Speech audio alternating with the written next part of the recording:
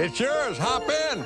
LeBaron. Bet your boots. It's a LeBaron. Look, it says #1 son on the license plate. That's me. I'm the #1 son. It's never easy to let go. You make your daddy proud. You hear me? I'm gonna make you so proud. You make your daddy proud. Proud. Get the hell away! Are you really excited about starting to work at the sandwich factory tomorrow? Hello? Can you hear me? There's probably people at the factory that have been making cheese sandwiches their entire lives, and they're gonna look at me, and they're gonna call me a loser. Ooh, you can't hurt me! Not with my cheese helmet! Hello? Home? He couldn't handle the complexities of making a cheese sandwich, so now he's back at home.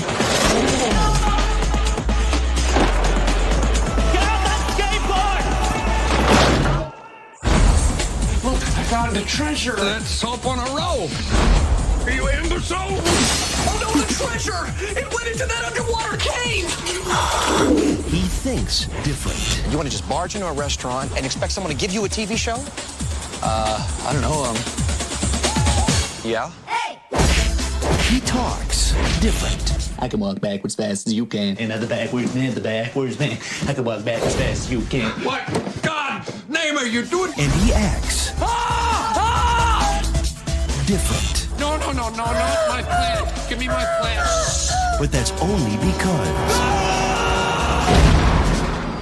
he is I wasn't expecting that to happen.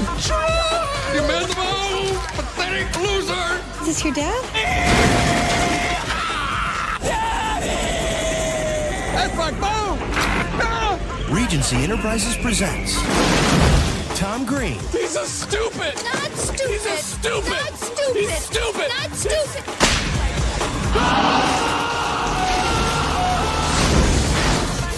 Freddy Got Fingered. Now, if you'll excuse me, I still have some work to do. Daddy, would you like some sausage? Daddy, would you like some sausage? We're real proud of him. I think I could have come up with a better title. Hello, welcome to Movie Humpers. My name is Bob Sham. I'm Angela. And this sounds here may be dogs. All month long, we've been talking about our theme. It's called Awkward Laughter 2. We're talking about comedies that didn't quite become commercial successes upon their release at the box office. We're re-examining them many years, sometimes decades later, to see how well they stand up today. And we're talking about a lot of movies that seem to give way to maybe as, and I'm not saying anything new with the feature we're talking about today.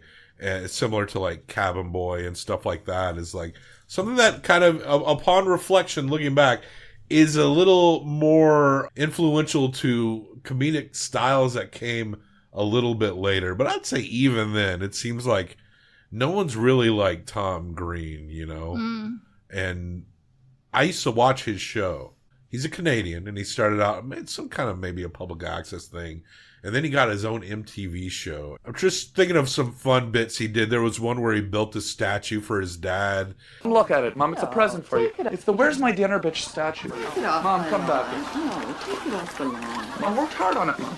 Yeah. Oh, we'll take Mom, it. come on, Dad, that's what you said. Remember you didn't want to say what you said? You said, where's my dinner, bitch? And when he showed his dad, it was a statue of his dad beating his mom. Dad, you letting the violence come out again? Oh my God. And then there was time where he'd flag down truckers to try to, like, he was going, like, he needed help, and then he'd run over to like a dead moose and just start humping it. And look, yeah, of course I'm high off my ass laughing at that shit like you wouldn't believe. And can I let you in on a little secret? I still think it's kind of funny. But yes, you know what movie we're talking about. Freddy Got Fingered from 2001, directed by Tom Green. Now this movie, it cost $14 million.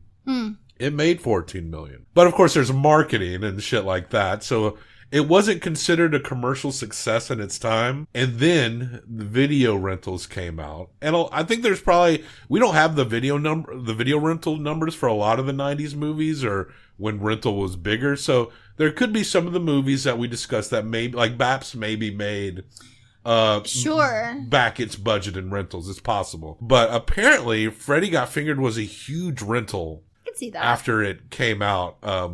It made I think the fact that it made $14 million right at its budget is impressive because the fact that this movie even exists is like a joke in and of itself. Yeah. And yeah, it's directed by Tom Green, written by Tom Green and Derek Harvey.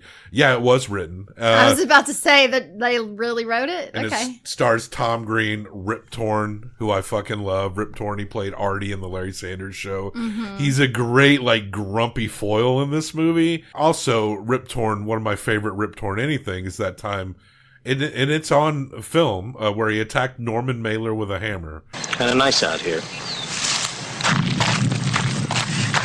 You crazy fool! You're supposed to die. You Norman bastard! Kingsley, you must die, not Mailer. Not Mailer. I don't want to kill Mailer, but I must kill Kingsley in this picture. I guess they were trying to make some crazy shit, and yeah, he attacked Norman Mailer with a hammer. Also starring Marisa Coughlan and Eddie K. Thomas, as well as many others. Anthony Michael Hall. Anthony Michael Hall does appear in it. Eddie K. Thomas plays Freddy. Our lead is not Freddy, he's Gordo Brody. Let me summarize Drew Barrymore. Drew Barrymore, who he was, I think, married to at the time. Yeah, there's like a post-credit scene where they just make out. They were together like a year and then they split. Apparently she left around, and he got testicular cancer. It was a weird year for him. Mm-hmm. Where it seemed like he maybe met the love of his life. He got this movie it took some time, but ended up, doing well. Yeah. And then got testicular cancer. But if there's any cancer if it's the funniest cancer to get for a Tom Green to get, it'd have to be like testicular cancer. And he's good. He's doing well. So he is. He seems like a genuinely nice dude. Oh, definitely. You see him in interviews and stuff. I've seen him more in interviews and things than I've seen his actual like output. Like I had never, I've not seen the show. I've not seen this, but I've always thought he seemed like a lovable dude. I did see this movie. I can't remember if I saw it in the theaters. I probably saw it not too long after. And I think because I was so familiar with the nature of Tom Green, like I don't recall sitting through the movie and be like, that was one of the worst movies I ever saw. No. Now, there's a parade of critics at the time that were like, this is one of the worst movies of all time. This is the shittiest movie of all time, or one of ever. And Tom Green is kind of going for that in a way. He infamously showed up to accept all his Razzie nominations and awards. And this is one of those movies where Roger Ebert was like, I wouldn't even call this a movie. But then Roger Ebert admitted that after a year that he was still thinking of this movie. Yeah. Now, I've complained about certain of our floppy movies this month. We'll try this. Floppy movies. Our floppy movies this month will often fail in a story, and the failure seems much more apparent when you're trying to go through a plot, trying to tell a story, and it's just not working. So when you see that, you just want them to throw it out, right? And just like have the fun. Well, this movie kind of does that straight off. Gordo is a cartoonist and he wants to go to Hollywood to make it big and sell his cartoons and be an animator. Yeah. There you go. That's the plot. Within that, he finds love with a girl in a wheelchair who likes to get her shins whipped. And she was great. How's that? Oh, come on, Gordy. You can do better than that. What are you, a little puss? A puss? Pussy. Come on, pussy. You can do better than pussy, that. I don't know. Oh. How's that? Come on, pussy. Don't be shy, little pussy. Oh, yeah. One tropey thing about comedies, especially up to this time, and for a while, a lot of like the main characters will have a love interest, and it's like the most tacked on, the most forced, like the most uninteresting part of the movie. But no, the character of Betty, as played by Marisa Coughlan, Tom Green gave her so many specific and odd characteristics. Yes. She was actually probably one of the more interesting love interests in any comedy, especially at this time. Absolutely. Well, and he is projecting all of his own failures upon her because she is an amateur rocket scientist who's trying to rig up her wheelchair with these rockets so she can go fast because she likes to go fast. And he constantly, every time she can't do it perfectly because she hasn't figured it out yet, but she's determined to figure it out. Every time she says, well, it didn't work this time, he's like, well, don't you just feel like a big fat idiot? Like, you and me, we're just big fat idiots because we can't do anything. And she's going, well, I'm just going to try again. I'm just going to keep going. And she does. And then she inspires him to break into Anthony Michael Hall's office again. But he does eventually sell his shit. There is a plot. It's very loose. And I do think if they tried to do any more with it than they did, it would be ridiculous. The whole Freddy Got Fingered part is such like an after side thought. He's mad at his dad. Yeah. And he has to go to a therapist with his mom and his dad because he and his dad keep getting these fights and his mom's trying to get them to like get along, I guess. And so he tells the family therapist that his dad fingered his little brother. You're a goddamn liar! Jim, do you finger our boy? Don't you get wacky on me. What the fuck are we talking about here? Mr. Brody, this is very serious. Based on what I've heard here today, I am required by law to notify the authorities. You hear that, Dad? You're gonna pay! He's a molester. He's a child molester! But Freddy's a 28-year-old man or 26-year-old man or something. But his dad is like such an abrasive, like angry, mad person that everyone is sort of like, well, you're not that great, so maybe you're really bad, you know? And even his wife doesn't believe him because he does some stupid things like pulling his pants down. It was funny when the cops come to get Freddy and he's like, I'm grown, and they look at each other like... Well, because the woman is like, we're here to see little Freddy. And he's like, I'm Freddy. I'm 24 years old or whatever. And she's like, well, you need to come with us because you're safe. And I think he's lying to protect his father. So they put him in a home with other children who have been abused. So he is an adult hanging out with a bunch of children, and that is more inappropriate. The Institute for the Molested Children. Yeah, and that never resolves. He's still fucking in there at the end. Like, he never leaves that place. Yeah, he never leaves. When they and arguably his dad never goes to jail or anything. When they haul his dad off, Rip Torn is great in this movie, by the way. Like, is. I love him in here, and he's just such a cantankerous prick. Yeah. But you understand why. Like, it's not out of nothing. You understand how having a son like this would make you insane. Yeah. But they take his dad away, and Gordo is saying to his mother, is like, you should not have to put up with this. For you, I'd go out, I'd have sex with strange men, I'd have sex with basketball players, I'd have sex with Greeks, men from Greece. I'd satisfy my urges. I'd satisfy my sexual desires. At one point, he's pretending to be a big shot in a restaurant with his girlfriend, and his dad is there. He's convinced his dad like 3 times that he got a job when he does it, right? Mm-hmm. And his dad confronts him, and he insults his girlfriend. You're crippled. Dad. What? Dad. You got a problem with my legs? No, you've got a problem with your legs. Either that or you're just lazy. One of the funniest fucking lines in this movie is right after that scene where Betty's and Gordo are walking, and Betty goes... Well, Betty's not walking, as she would. She's rolling, and Betty goes... Your dad called me a retard slut whore. I don't think he likes me too much, Gord.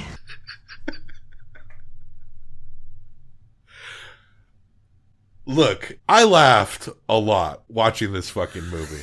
Yeah, I laughed a lot. The story you just told about Roger Ebert really resonates with me. Resonance. Yeah, it resonates with me. It lives inside of me. Because as we were watching this, I did at one point say out loud to you, this is the worst movie I've ever seen, and I saw The Pest. Which I almost put on for this month. It's really good. I mean, I'd watch it again. It's really good that we do not record immediately after we watch a movie, because this is one that you do kind of need to sit and think about it. And the more I've thought about it, and even talking about it, like, I did like it. The movie doesn't stop being a fucking gag at any point, even after you finish watching. It's a gag that it exists. The fact that you're like, you know, I kept thinking about it after I watched it. Yeah. Is a joke in and of itself. Absolutely. You can't get it out of your head. Now, there has been a bit of a movement online with this movie. Now, when this movie came out, panned nearly across the board, with the exception of the New York Times, the Boston, there was like a few outlets that were like, this isn't nothing. Yeah, it's something. This is something we've never seen before. Yeah. But 99% of all the critics were like, it made worse of. And then as time progressed, people who are doing like media writings on your Vultures, your AV Clubs, all these sites, there seemed to be word of mouth coming around that like, let's reevaluate this movie a little bit and think about it again. And up until now, I had not seen this movie since maybe 2001, 2002. Sure. But I was aware that people felt very strongly about this movie. And I think of all the movies we're discussing this month, I've never seen such a stark contrast to how people remember it today versus how people reacted to it immediately then. He was ahead of his time.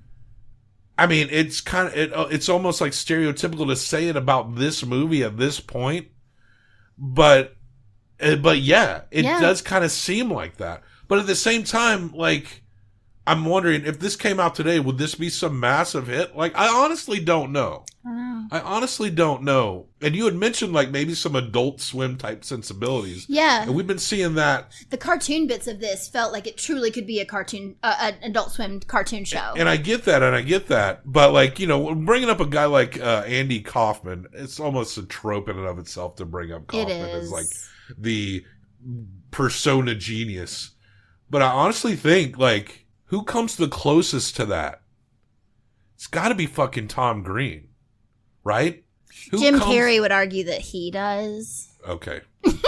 Look, all due respect to Mr. Carrey, I find him to be a fascinating individual. Yeah, but he's not. I've nothing against him whatsoever. I find him fascinating. But I think Tom Green kind of embodied. Also, I truly felt like when I was watching Freddy Got Fingered, because we're also talking about Jerry Lewis movies this month. Mm-hmm. And we're talking about like, what is the legacy of Jerry Lewis? It's a lot of you see his types of jokes, his features, in kids programming, what kids find funny on social media, over exaggerated reactions. Mm-hmm. I kind of felt like that Tom Green kind of embodies the next Jerry Lewis is for kids. His comedy is now fallen into the realm. His legacy is in kids comedy. Yeah. And Tom Green seems to be the only person I know that has taken that Lewisness but it feels like different in its own time and to a point that is not for kids at all. Absolutely. Two amazing examples. He's interested in this woman. She just wants to suck his dick. Yeah. She's and he's keeper, like, by the way. Can we please go out to dinner before we do this? Because if you suck my dick right now, then you will have sucked my dick 200 times more than we've actually gone to dinner. But he's the one going like, whoa, girl, hold on. Yeah. And it's cute. It's sweet. It's also something you did not see at the time. And there's this like thing where he keeps jacking off animals or watching animals get jacked off. But there's this part where he's watching horses fuck. And he's like eating a sandwich, and then it cuts back to the horses, and then it cuts back to him, and he's eating like 4 sandwiches or something. Like it's just the most ridiculous thing. Yes, he does touch an erect horse's penis while screaming. Look at me, Daddy, I'm a farmer. Oh, this is fun. Look at me, Daddy. I'm a farmer. I'm a farmer, Daddy. When I grow up, I want to be a farmer. I also thought of cum shot in The Ladies' Man when he basically, in this movie, Gordy jacks off an elephant onto Rip Torn. Yes. Look at me, Daddy. Look what I can do. What the fuck you mean, Daddy? Who are you, sick son of a bitch?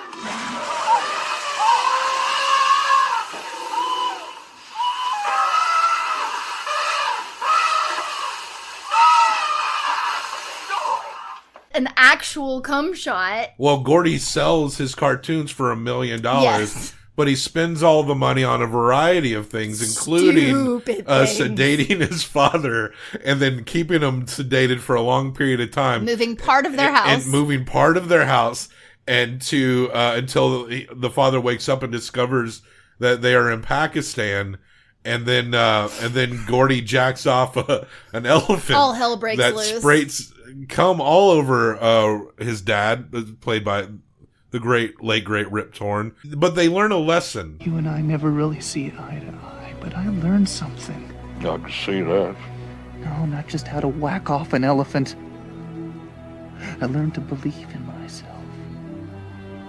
And I'm sorry if you're ashamed of me sometimes because I do things a little differently, but I got that from you. Because you always do things your own way, no matter what other people think. Maybe I needed to do the same. Well, they get arrested. They're held in Pakistan until they get released at the end. Yeah. But they come together. Yeah, they do. They come together. If you haven't seen this movie, there may never be anything like this movie ever again. Honestly. Especially in a widely produced, widely distributed feature film. This whole movie feels like a prank. And, you know, when I watched it at the time, it maybe washed over me. I felt like it was just what I knew of Tom Green. And now sitting here reevaluating it as an adult who's decades removed from having seen that show. Yeah. There is something kind of amazing about this fucking movie. It really is. He is trying to see how far he can push it. Apparently a lot got cut. It got cut out of an see. NC-17 rating. Wow. Oh, he delivers a baby.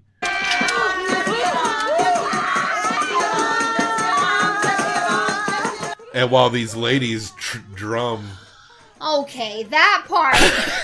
Because he's visiting his friend who he keeps beating up. This is another character actor from the time. Seen him in a bunch of stuff, Yeah, too. He's in How High. I'm forgetting his name right off the top of my head. He keeps Harlan getting Williams beat is his up name. hanging out with Gordy, and Gordy's visiting him in the hospital, and there's no way in the world that a pregnant woman about to go into labor would be in a room with 4 other people. Right, that seemed weird. But there's this 4-people room. There's these 2 women on the other side who, when the lady starts going into labor, you're right, they start playing drums, and she's like, get a doctor, and he puts on a lab coat and is I'm a doctor, and he's like, spread your legs. There are so many moments in this movie where... Well, it's just so offensive, but it's trying to be. So it's not. I'm not mad at it, but it's truly like they're doing and saying things to people in this movie that are so incredibly inappropriate. Well, when he's on the assembly line in the cheese sandwich factory, and he's got the big salami, and he's standing on it, and there's a lady who's just trying to like play her bit part, and the salami is just like running over her head. He's just hitting old ladies in the head with the salami.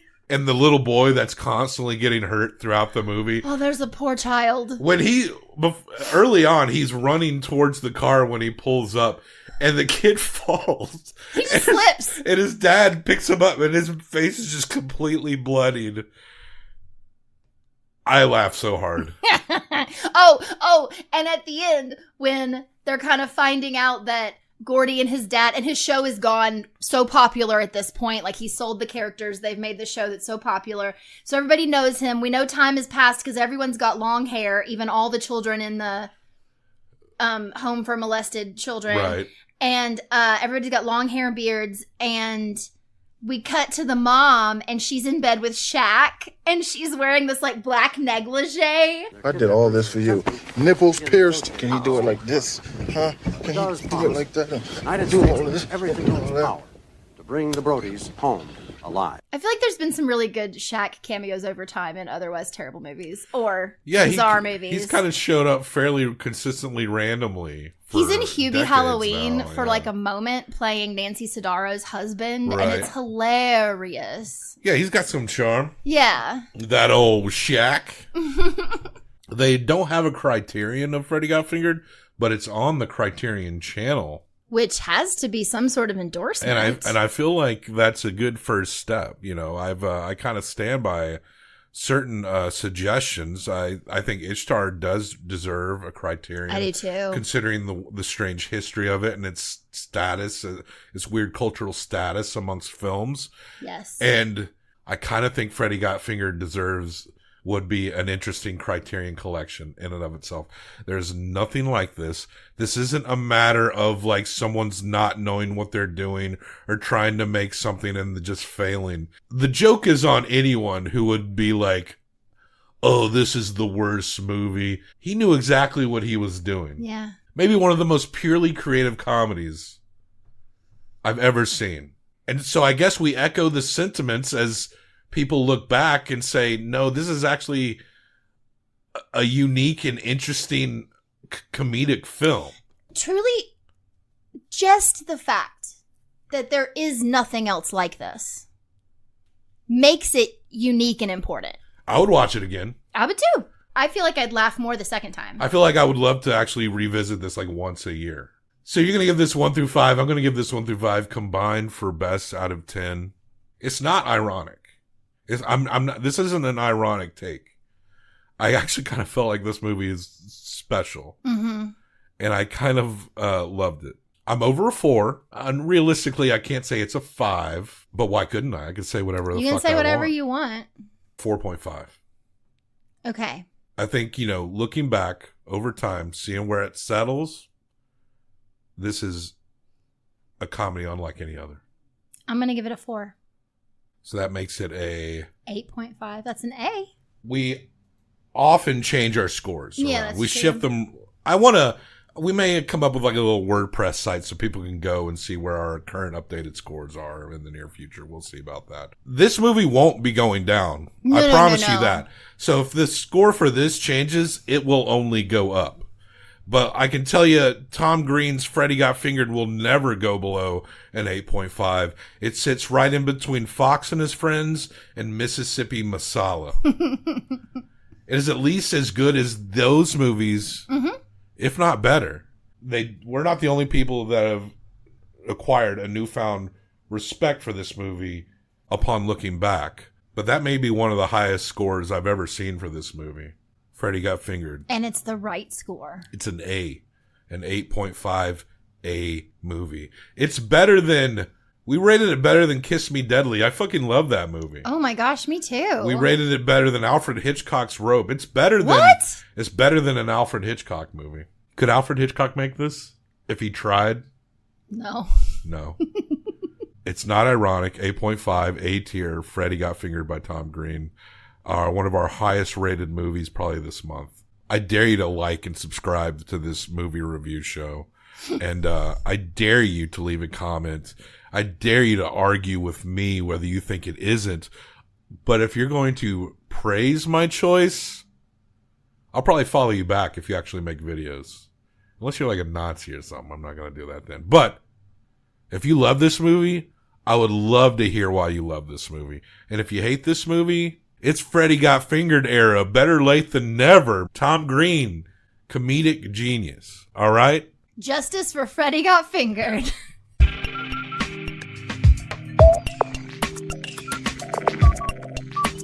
Boy, I need to spill some urine. Where can I do that? The restrooms are at the other end of the restaurant, sir. Well, thank you very, very much.